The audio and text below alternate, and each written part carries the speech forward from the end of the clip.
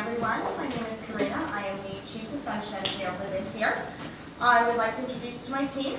This year I am primarily responsible for the loading scenarios that are conducted. I'll also be doing a comprehensive tire data analysis, and I assist in the mass and the kinematics. And we have Carlos Flores, who is the kinematics and steering engineer, and then at the end we have Greg Mueller, who's in charge of kinetics. So the overall department goals from PDR have been unchanged, and we were able to, during this design phase, meet most of them to our liking. And these majorly include the ease of manufacturing, reliability of use, and the stability, maximizing the stability and handling of our system, while also meeting the top team goals, especially in minimizing changes for an early finish date and reducing an overall weight gain. So our design proposal from PDR was a major redesign of the front and rear uprights, and we have since done that. We also, because of the new chassis design, have had to make some minor readjustments for the front kinematics, the front kinetics, and a new pivot arm relocation for the steering. The purpose of our analysis is basically to make sure that we don't have any part failure, and also to optimize the overall suspension performance. We're looking to at least maintain the performance from last year this time around, since we're making any major changes. The types of analysis we do include, well, for now we looked at some tire data so far. We did a static stress and deflection analysis on all of our components. We also did some fatigue and some sort of complex motion models and calculations to verify our data and make sure that we were going to perform the way we wanted to. And we did all of our analysis under the following assumptions. So we have a zero static camber, we have a toe-in static setup, maximum wheel travel of plus or minus 1 inch, and then the maximum lateral longitudinal accelerations that we use, the same for the loading scenarios. And then, of course, for all of our static stress and deflection analysis, we also use the worst case scenario loading for the acceleration cornering and braking cornering and no sweep bump. So I want to just look at the situation for load transfer, because this helps us in looking at the tire data and making that comparison. And just to give you an idea of how much load we're transferring, in linear acceleration, this is actually sort of a low-ball estimate, we're seeing about 106 pounds from front to rear. We're also seeing about 83 pounds from left to right in a steady-state cornering situation. And the maximum load on the tires that we can see from the worst-case scenarios are going to be about 400 pounds from what we can tell. When we go to look at the tire data, especially just to look at the traction circle, we can see from worst-case scenario loading in the situations where we're throwing a lot of weight on the back outer tire or the front outer tire, that we're lying somewhere not on the outer surface of the maximum traction that our tires can achieve, but a little bit in between. And I think that, though, from what we've seen in our analysis, that we are going to be able to maximize the traction out of our tires, and these are Goodyear tires, excuse me. But there is some error in the loading scenarios and in the friction coefficient assumptions when we looked at the tire data. And so we can't look at this as being a close approximation until we have some test data. So we'll be doing a more comprehensive analysis then. Like jumping kinematics, I'll be speaking on behalf of myself and Carlos Flores. The overall goals from PDR were to optimize the handling dynamics and maximize the stability of the overall system.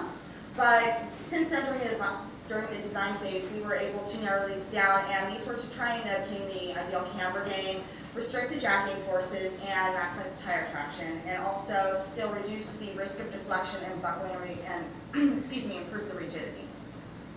So the features that we have here are the same as previous year for suspension, and the reason being that we wanted to minimize the number of changes in kinematics. And so we wanted to sort of fix certain values and play around mainly with the mounting position, the inboard mounting positions of the front upper A-arms. And with that, with the new mounting positions, we were able to obtain a front roll center that was slightly lower. We are at 3.14 inches instead of 3.26 inches. And also the geometry shows that we have more parallel A-arms, which helped us reduce the jacking force by about 20 pounds per G in the front, 20 pounds per G in the rear. So that's an approximation for now. And just to make sure that in our worst case scenarios, especially like in cornering and braking, that we were going to see too much jacking, when I had looked at those numbers, and you can see it's about 37 pounds, which won't cause tyrannical behavior while we're doing that. And for the roll moment, just an overview. The roll movement. We have a maximum roll of 2 degrees, a roll rate of 1.5 degrees per G, And our roll center within at maximum roll is going to be 1.4 inches in the rear and 1 in the front. Again, not causing too much erratic behavior, even though it's a little more than we were expecting to see. And we went ahead and did a motion analysis for both the front and the rear, including a motion ratio for the belt crane and the springs this time. What we came up with for our wheel camber is that we had a 0.6 degree per 1.2 degree of roll for the front, which is slightly less aggressive than last year. We did expect that. And then for the rear, we're seeing about 0.66 degrees per degree of roll.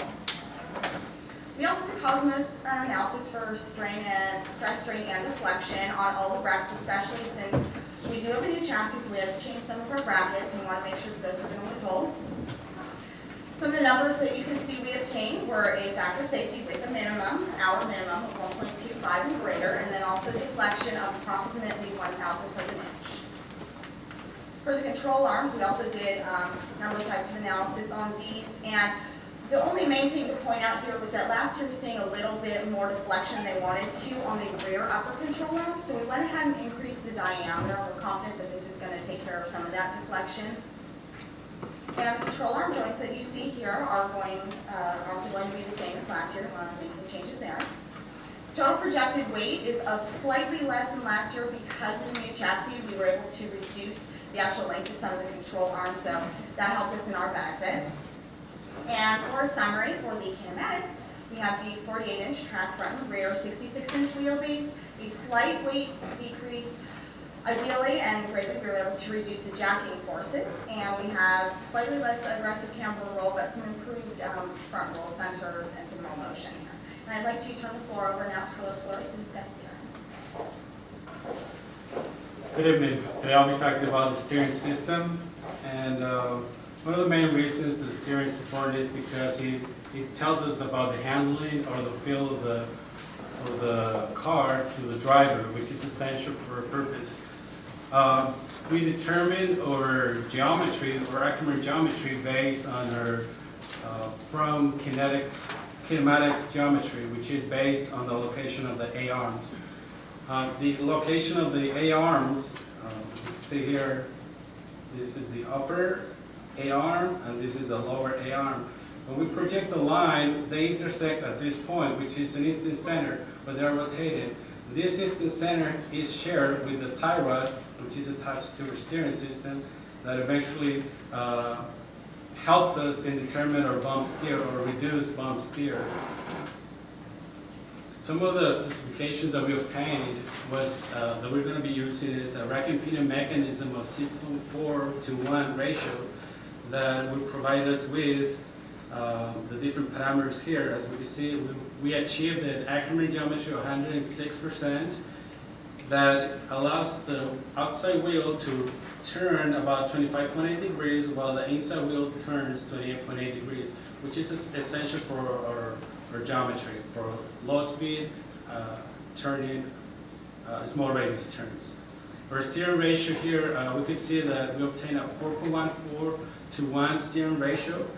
That's how fast you are able to translate the rotational displacement of the steering wheel to the actual wheels. We did analysis on the motion and how our steer would behave when we add a negative 1 to 1 inch bump to our steer. We were able to determine a transmission angle to be statically of 92.23 degrees, giving us a range of 71.2 to 132 degrees. This also provided us with the outer wheel camber of negative 3.4 degrees and the inner wheel of positive 3.27 degrees. Again, doing our analysis with negative 1 to 1 inch bump, we were able to calculate our overall total change to be 0.2 degrees. We performed a static stress analysis on the parts that are going to be manufactured in-house. For example, the pitman arm. It will be made of 66-126 aluminum. We obtained a factor of safety of 2.7 with the maximum deflection of 0.04 of an inch.